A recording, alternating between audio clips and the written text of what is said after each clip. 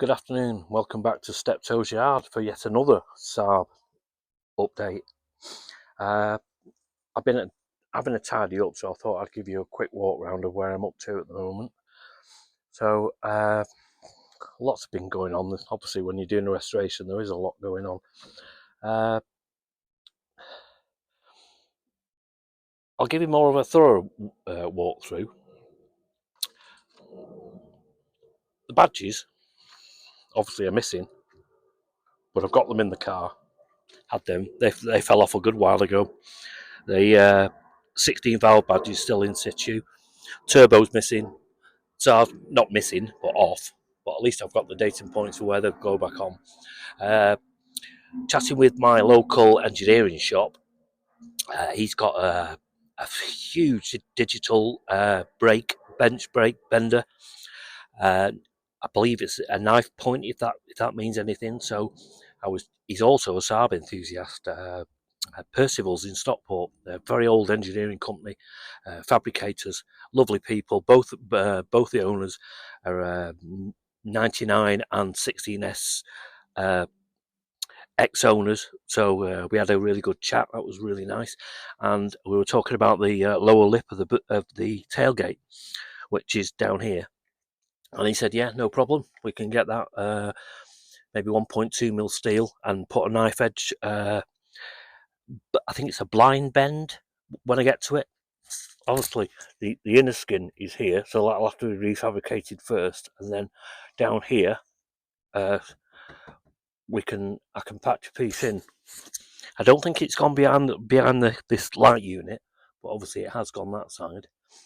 Get the rear bumper off. I've got a bit of patch welding to do inside the boot eventually, but not my worries at the moment.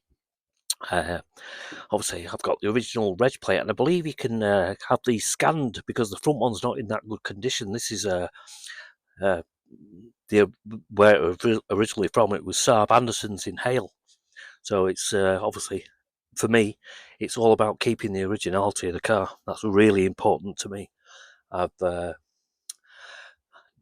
nothing is donor. It's at the moment, I think I'm looking at probably about 97, 98% originality. So I'll give you a quick walk round. Obviously, we've had loads of dust. I've been doing loads of grinding. I've got a bit of work eventually to do on the spoiler. Bring that back up. It's got a bit of a tear there, so that'll have to be repaired. And they're quite a soft foam, so I'm going to have to look into what I can do about that.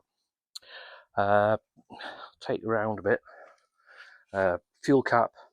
That's that one's cornflake welded. I was looking at probably getting a new one, but there was one on eBay for like 50 quid or whatever, 70 odd dollars, whatever currency you use, and it was in worse condition than mine, so I'll show you that in a bit. So wheel arch lining, I think they're obsolete, but possibly, again, I've got contact, I might be able to get them redone. That one's sort of gone there, but could be repaired. That patch is slightly getting worse, so I need to tackle that as well, as because after I've done the front, my next step is the driver's door, because that's quite bad. So again, what I've been doing is sort of marking all the points that, I mean, they're all really cosmetic things. Everything's in like rust kill, but has been for a while, but it's starting to come through again. So I'll look at these patches again, probably grind them off, more rust kill until I get round to doing them. So obviously my main task was, as you look at previous videos, the front was basically non-existent, and I had the choice of trying to find a donor front end and cross member, or go it alone with the repair panels. And obviously, again, going back to originality, I thought that's what I'd actually do. Time consuming, but it keeps the original aspect of the car. So where I'm actually up to at the moment is, I'll try and take you down. I've got all this is done, all seam sealer, no rust whatsoever. I've got a tiny patch down here, which I think it extends about from there to there. But I mean, there's a point here. anywhere here and you're welding, please be extremely careful. You are into the car, the inside of the car. And on mine, with it being the 84 to 86 16s, the ECU is in here, and a hell of a lot of sound deadening, which is obviously combustible. So anywhere from here-ish, where, please be extremely careful, strip it all out, because and obviously an airline and fire extinguisher or hose when you're welding, you really don't want to start destroying the inside of the car, which I mean, I've done quite a few cars in my time, Beetles, Minis, limousines, Escorts. I've had the odd Inferno, so I've learnt by my mistakes. So inside the arch, everything is been. It's a little bit tatty because it's still got the where the old Schultz or Saab protection. So please ignore all that. It's all been completely derusted. All inside the drive shaft tunnels. It's had a new drive shaft tunnel bottom, and that's the bit that I didn't use. If it's handy to anybody, just drop me a line. You can drop me a comment and we can get in touch, or any of this if you want to know any part numbers, if you're struggling in any sort of way. I mean, I'm no professional, I'm just an amateur. I've had this car 30 years now.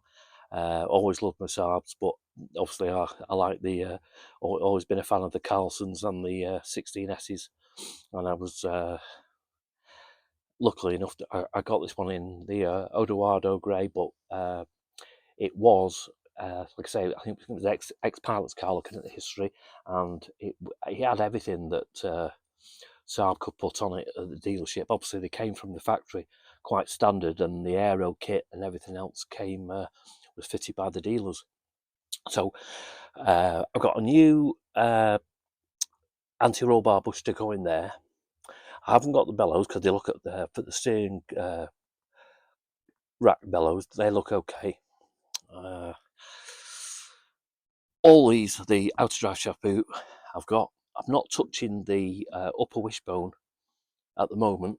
I've cleaned it back a bit because obviously inside it's got to be set at the correct angle, and the bottom one doesn't, because it's just it's held on by the mountings, but the top one is set to a specific angle, so I'm leaving that for the time being.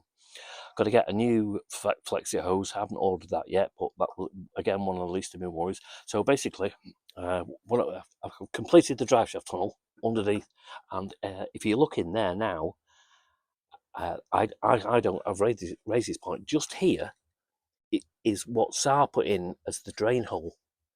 Absolutely bloody useless. What's the point in having that there?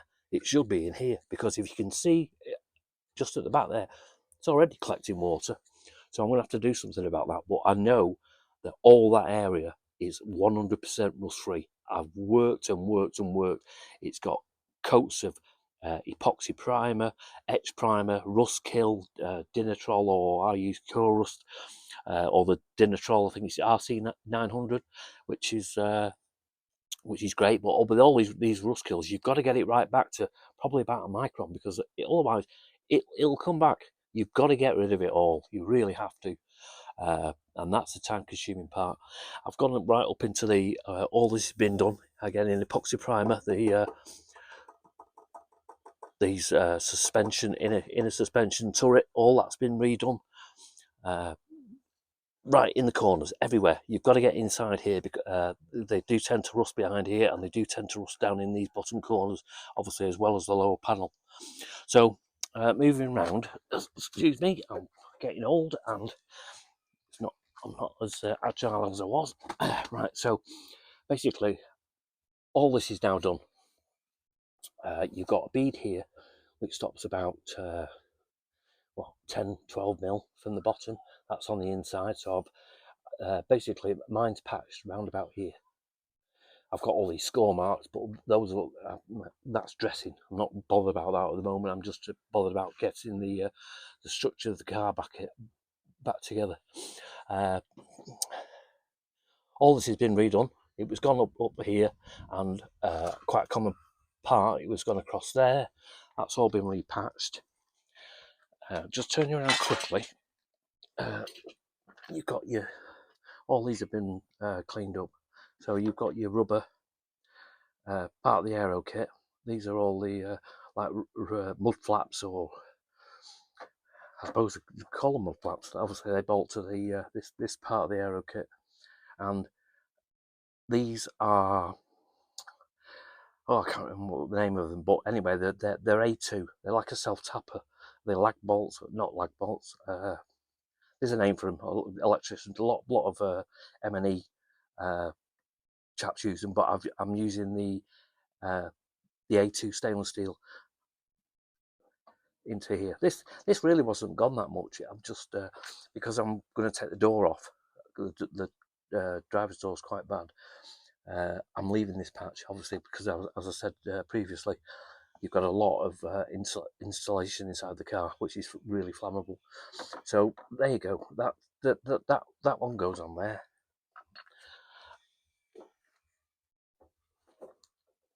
Turn you around. That one's been done. That goes on there, which will look nice when it's all dressed. I'll say, excuse all the snottiness, but it's all, because of the well, in the UK we've had some nice weather, so I've been able to crack on. But because of the break in the weather, I've had to brush the epoxy primer on in small batches, just to protect it as I've been working around. So bring you around to here. This is all been reformed. I've got it's only in colour because I wanted to protect that area. Few fine marks, but I know it's not seen. I mean, if you look at the aero kit, covers all that up, but I don't. That's not the point. It's not the point of covering it up.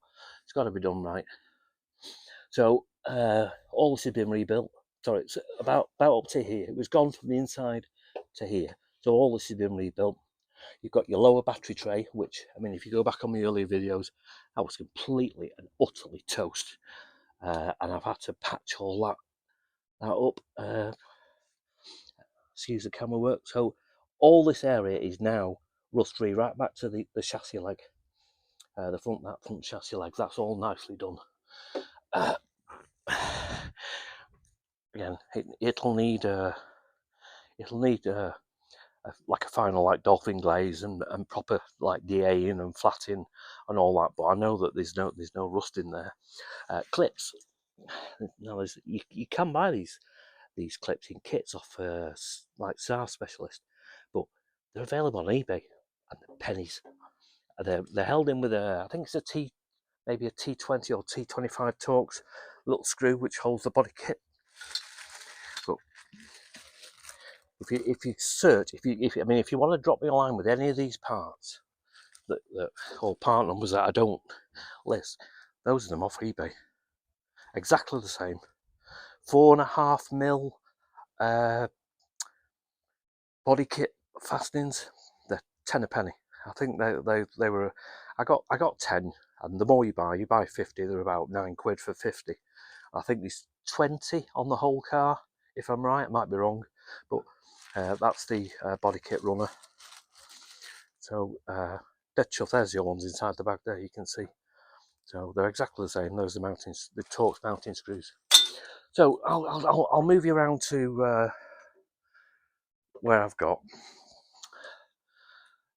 some dressing work to do at the bottom from where I've welded. I've just put all the water bottle in temporary. Got to the air conditioning reservoir, and typical bloody thing snapped on me here. So I've got to get that sorted out. But the air conditioning never worked. Well, it did. I had it regassed when, God, When did I buy the car? I bought the car in 95. It was done, and then it leaked, and then it went again. So it's not been, the air conditioning's not worked for about 97, I think, something like that. So yeah, so all this is original. I've gone back and put all the layers back in correct, and this has taken me hours because I've not got a Dolman panel, and obviously there's not much information about this type of bodywork online. I've had to do a lot by photographing things on my iPad and blowing things up just to get data points in. Uh, I cut the cross member off here. I've got a bit of patchwork to do there and on the back side, but that's going to be when I put the cross member in. So all this is now done. Now again, it's all original apart from this bit here. I've got a patch there to go in there. That's your suspension, the lower suspension bracket. Bit of work to do in the corner there. Not tidying up. All seam sealed, epoxy, no rust whatsoever. Bit of a bead in here, that's all been seam sealed. Again, needs tidying up, putting in, and then primer. That's bodywork. It's not fabrication work. And all this is oversized and ready for when I put the cross member back on. A little bit to do here because I think that's got a flange that comes round onto the bottom of the cross member. Again, I'll get to that hopefully in the next couple of weeks. Done a bit of dressing, cleaned up my gearbox, hydraulics, mounting bracket's been cleaned up. That's the original beam. A lot of originality in that beam. Got a bit of grinding work so I can make it match to the original welds on the suspension turret at the back there. But all that is, again, that's another piece that I put in. That's nice and solid down there at the back here. So that will eventually go into there, all oversized this end, so I can cut it to the cross member, and it's held in by a U bracket, which I've got to refabricate because it was non-existent. So that's all, again, inside and out, completely de-rusted. Really important because you don't want it coming back. Gearbox, I've shown you, I've started to dress a little bit while I've had a few spare moments. Onto the near side, which is my passenger side, because I'm in the UK, it's a right-hand drive model. We've got the beam. Now, I was struggling because down here, it's tacked on here, and here onto the suspension turret, and I thought I'm going to make a right mess. So my idea, and I think it'll work. I cut a little hatch out where I can get my welder back in. I'm going to strengthen this. These holes, I believe, are for the crash protection, because obviously this car was one of the first that had crash protection zones. So I might be wrong, but I think these are to do with the crash protection. But that, so I'll be able to get my welder in there, weld up inside. But can do the outside, just can't get underneath to the bottom. So I'm going to have to go through here, and then I can put the original patch, which I've got over there. I can put that back in, again oversized. I've got so this is what I've been doing for the last few days. I've got up to here. I'll move that beam out of the way. You can see it's had a new bottom put on it. That's where it had gone. There's the original bottom. There. So not much left of it really. I mean, there's a bit. Could have used that, I suppose, but all this has been done in the in soaking it in like the in my little brew of rust and wire brushing, so I know there's definitely no rust. Been cleaning up things like that's the bracket for the airbox. That's all come up lovely. That was all rusty. I mean, it's amazing what that's soaking actually does rather than shot blasting, because I've had things shot blasted in the past, like my mini subframe and stuff, and you've got to get it in primer really quick, otherwise it'll flash over, and then you're back to square one. You've got rust underneath. So I think the way I do it with my rust kill, I think it's ideal. And yeah, have it shot blasted, but I would soak your bits in a bit of like evaporust, whatever, flow liner, and then dry it off. I put it naughtily. I put my bits in the oven where I can, or get a heat gun on it, and then instantly get some etch primer on it, and then you know that you're not going to flash over. But before that, what I do is give it a coat of like the Dinitrol or the cure rust, Hammerite cure rust, to take anything that's slightly pitted.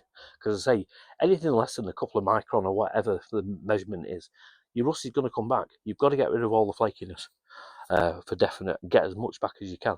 See, like all this, that's no good. I mean, yeah, it's been rubbed back, but it's no good. It'll always come back.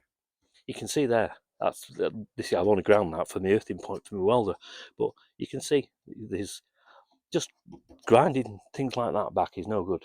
You'll always have rust. So these are the few cornflakes that I've got to go in. I've done all this. If you look on the other video, it was gone here. It's again, it's a bit snotty, but it's only in his first coat of primer. Possibly a bit of skim filler to neaten it up before I primer it and put it into the actual body colour.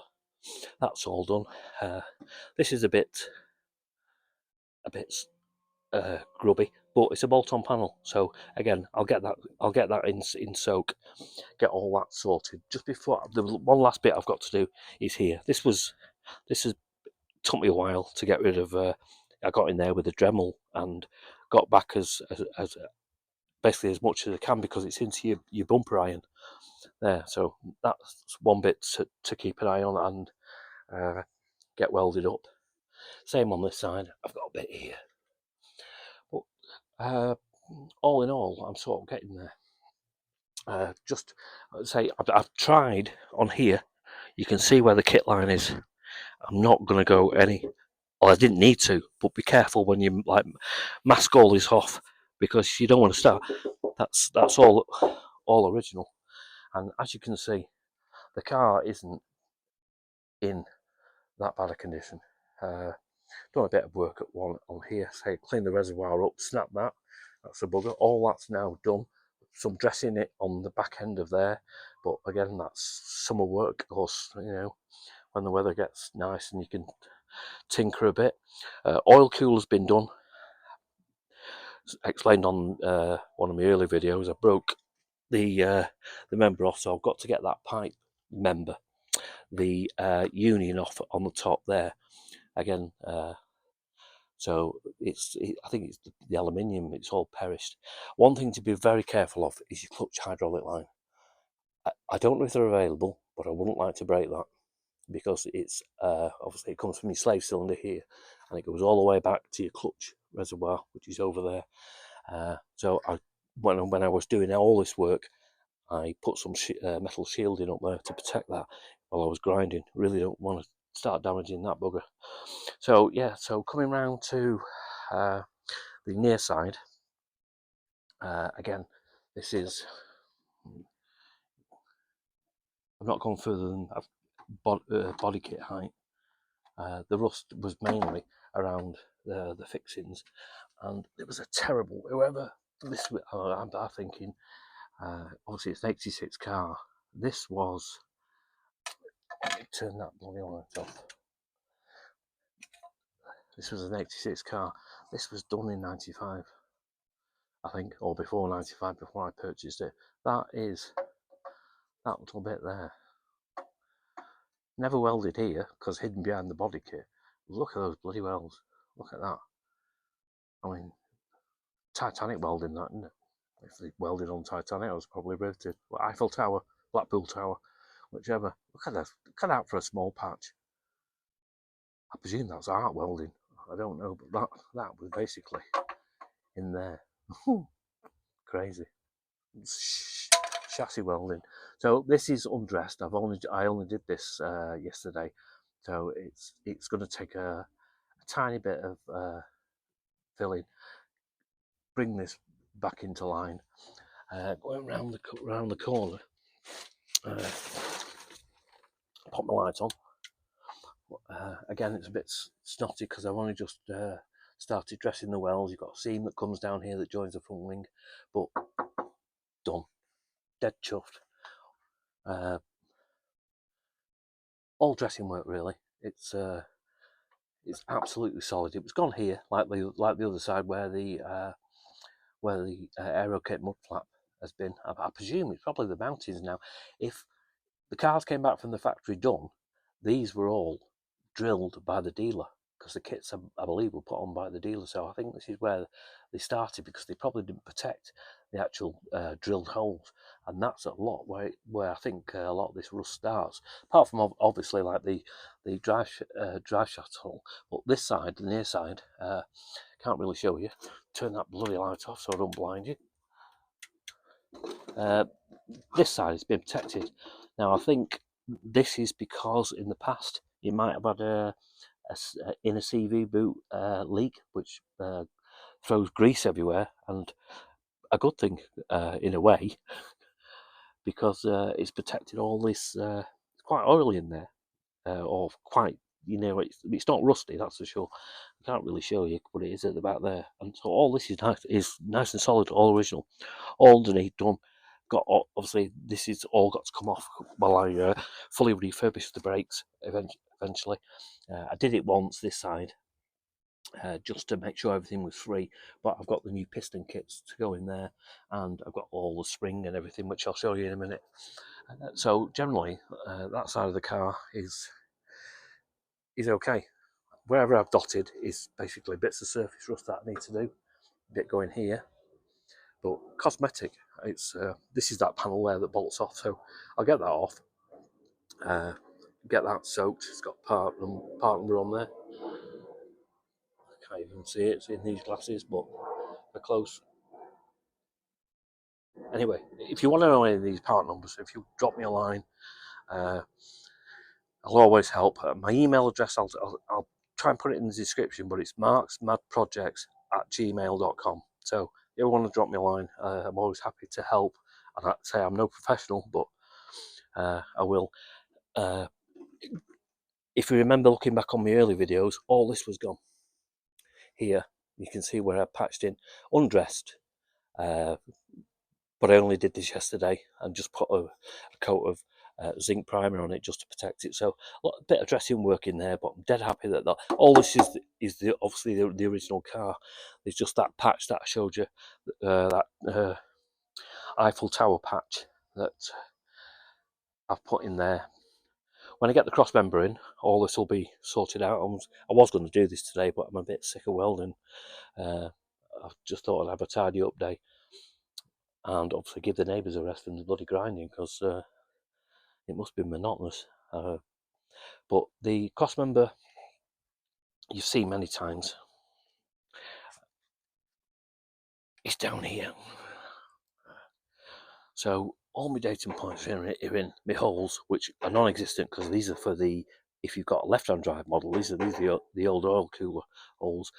This has been tack welded purely for me for dating points. Well, a lot of cleaning up, a lot of snot to get rid of, but earthing point, which is a major earthing point for all your blue cables, which are somewhere here. There's one of them there. All those gather together, and that's your major earthing point. And I believe that's quite if this is corroded, you get a lot of starting faults and management faults and all sorts of faults by this earthing point. So this is eventually, like I've always said, it's going to be shot blasted before it goes either shot blasted or acid dipped at a company. I want to get this done properly. This side I haven't done, but my holes are in ready. There's another hole to go in there for the slam panel radiator surround. There's one to go in there. That one's missing, and it needs a captive nut welding on it. But that'll all come up nice. But everything you see looks oversized. Everything you'll see looks snotty and tacked on. But it's all back to original. Cut that there. But again, it's not been ground down. It's not been dressed. This hasn't been finished.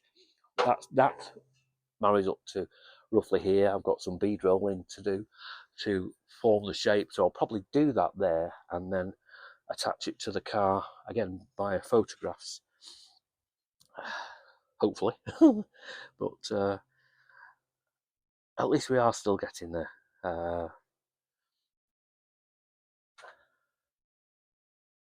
Don't ask me about that engine, because I've never really been into engine wise, so I don't really know about engines that well. And obviously, I'm just an amateur. I learn as I go.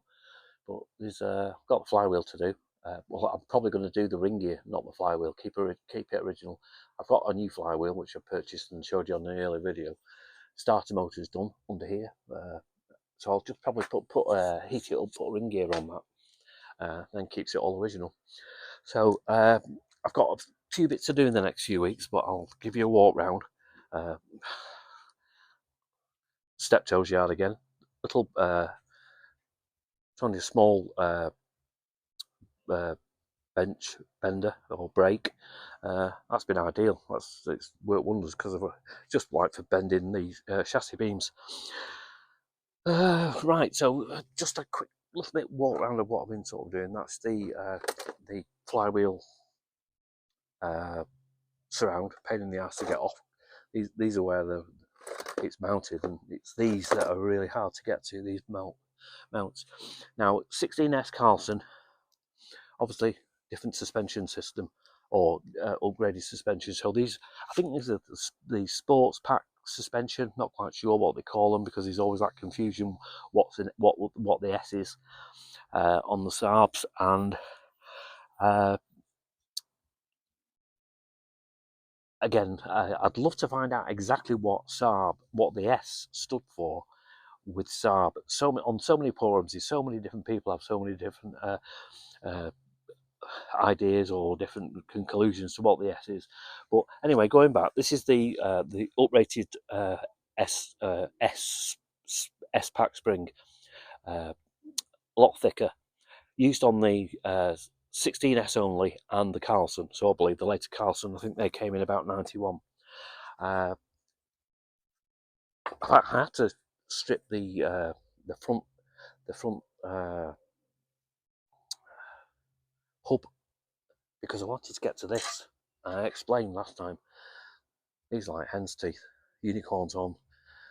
I believe there's a company that started to refabricate them in Sweden only, but I did explain that have a look at yours, because if you've got an 84 to 86, they are obsolete. I like to say rocking horse shit, these things. I've got a little bit of fabrication to do there, but that again has been completely soaked. There's no rust whatsoever on that one, and keeping the originality.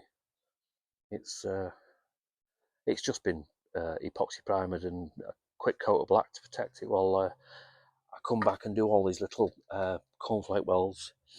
That's that sits in the top of the spring up here. There, that's all been done inside and out. So again, no rust whatsoever on that bit. I've shown you that's the lower bracket. You can buy, they're available, but I think they're out of stock at Saab bits. But again, keeping the originality. That took me a good while to get rid of all the corrosion from that, because of all those little nooks and crannies. But again, all nicely redone.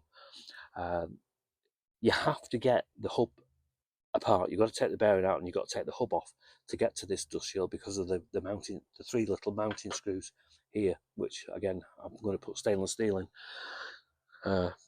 Stop that. Going back to, there's my hub. Still got the inner race of the bearing. It actually stripped which is quite a heavy duty puller. I stripped the thread on the puller trying to get this bloody bearing off. So I'm not going to go down that. I haven't got a bearing press, so I'm going to go to my local garage, who said that he'll press the bearing in. There's a new bearing from Saab bits with the you get a new drive shaft hub nut. You get the circlips. That's the part number.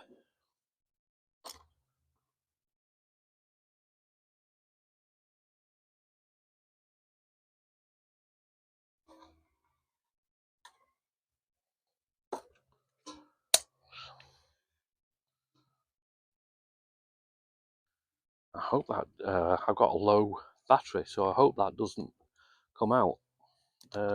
Because I'm shooting this video in one, that might be a stop. I'll have to look when I look back.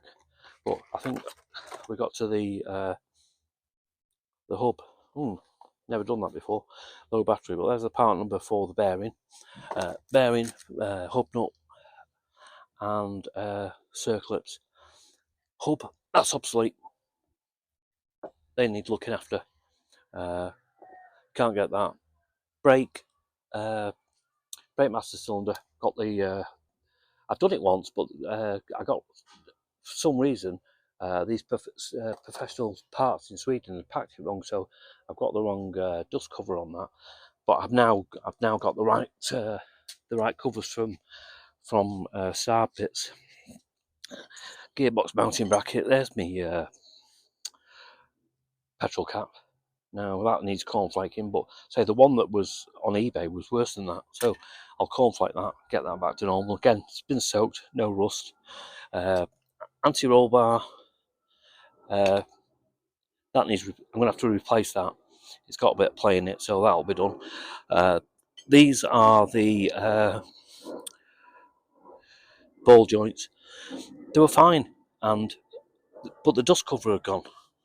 See if I can show you there on that one. The dust cover had gone. I thought, well, it's a perfectly good ball joint. I'll just try and find the dust covers, and I found them on eBay. Identical, 18mm, I think, and is it 39mm at the bottom? 40 something mil on the diameter, but those were £2 each, and perfect fit. So why spend it on a new ball joint, which is 20 odd quid, when that cost £2 to refurbish? Same springs, packed with grease, job done.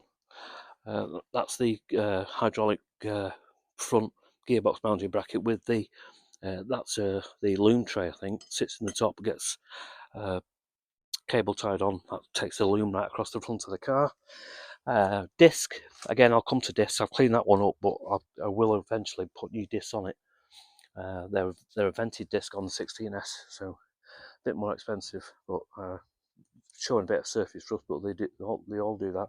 Not in that bad condition. I don't think it's that thin, so might get away with the MOT if I get it MOT, because I think that's due. It becomes MOT exempt in August next year. It'll be 40 years old. So anyway, so in here I've got the anti-roll bar in the bush for that can go on. Those are the two bushes for the inside of the lower wishbone arm. Inner drive shaft boot, again, different on the 16 valve. So there's the part number from Saab, it's TRN201. I have shown these on a previous video. That's different. I think these, I believe, are all the same from the earlier Saabs up until the last ones, 94. But again, check all your part numbers. Don't go off me. I know I'm right, but they might be different for your model. TRM 104. Fuel filter, that's got to go on, and just a few small bits. That's the toe bracket that sits underneath. I think it's that side of the wishbone on the chassis, on the 3 bolts. That's got to go on, but again, all nicely cleaned up. Bungs, all part numbered by Saab. Amazing. Who go to the time to put a part number on a rubber bung? But there you go. That's what Saab did. These are all my different sizes of A2 stainless steel bolts, M6, M5, M4, whichever. These are a few bits. Knock sensor I haven't put on. The handbrake bracket for the front handbrake. There's all the repair kits, seals, bungs. That's the twin cylinder repair kit there, front caliper repair kit, BCK 101. That's from Saab bits. That's just everything's. I've got next to these jars, butter dishes full of my parts, but everything I take off, I clean up, and part number, so I know where everything goes. Everything ready for the rebuild. So after I've completed this front end, hopefully in the next couple of weeks, get that cross member permanently tacked on. My next step is the door. Now the door bottom's gone. I know that you can get the repair panels. This has been gone for quite a while. Won't know until I get it off and survey how bad the underneath is. And obviously I've got to get the body kit off. Inside of the car, I mean, 40 years. Look at that. It's any other car that would be completely rotted out, but fabulous condition for its age, considering. That's where inside the car. That's where your ECU bracket's on. I've got a bit of crustiness here, but this just shows you how much foam you've got. ECU plug, early ECU, obviously different on, I think from 87 on the slant nose 16s, but the ECU fastens in there. So I've got quite a bit of work. You can see a bit of light coming through there, and that's where I think that's where that bit I've left, because I didn't want to go anywhere near the ECU. The ECU's over there, out the way, disconnected. That's clean that up. That's it. That's the doorstep. So that'll be ready to go back on. Not even going to go, but obviously this is all the original leather interior, and I'm going to get in touch with the Scottish company to see if I can get the original dye. I've done a bit of leather work, so all this cracking. Hopefully I'll be able to keep the originality. That's going to need stitching, maybe a new bolster piece put in by an upholstery shop. I don't know. Not even going there yet. So yeah, basically door next. I've got a small bit of work to do on the jacking point underneath the sill. Not showing you there because my back's gone, but bit to do there, and then move around, sort this pit out, and I've got take the rear wheel off. I've got a bit to do down here. The suspension mounting, which is a common area for Saabs to go, that's fine. That looks a bit iffy, but it doesn't look too crusty. But again, we're near the fuel tank there, so that's going to take quite a bit of stripping down. Getting these kits off is a pain sometimes, but we'll get there. We'll get there. So you can see that the aero kit's flapping because the mountings have gone. But again, repair panels are available, but if I can, and hopefully, I'll strip it all back and try and patch it if I can. Cornflake it back in to keep the originality. Don't know until I get that bit of the door, that bit of the aero kit off and survey how bad the bottom of the door is. So there you go. There's a bit of an update. I say it was only meant to be a clean, and I thought I'd do you a quick video, show you where I'm at. So, a lot going on. I had to have the Mini up because came out the back door a couple of weeks ago, smelt fuel, and I couldn't find where it was. And I think it's all this new ethanol-based fuels, which obviously the Mini hasn't been on the road for a while, completely eaten through the petrol line. So I don't know, maybe that's a new thing with all this ethanol-based fuel. But anyway, I've stopped it. I've got to put a new piece of fuel line in. But again, that's another job on trying to get this back on the road. It'd be nice to have them both on the road actually at the same time. And I've got a couple of classics to hang around with. So there you go. That's a bit of an update. Hopefully, I might have to do this all again because of that glitch on my phone. But I'll check the video in a minute and see it, and then I'll just upload it. And you have to excuse me for any mistakes because I shoot them in one. And finally, most important thing when you're doing a restoration, a can of Heineken. Look after yourself. Cheers.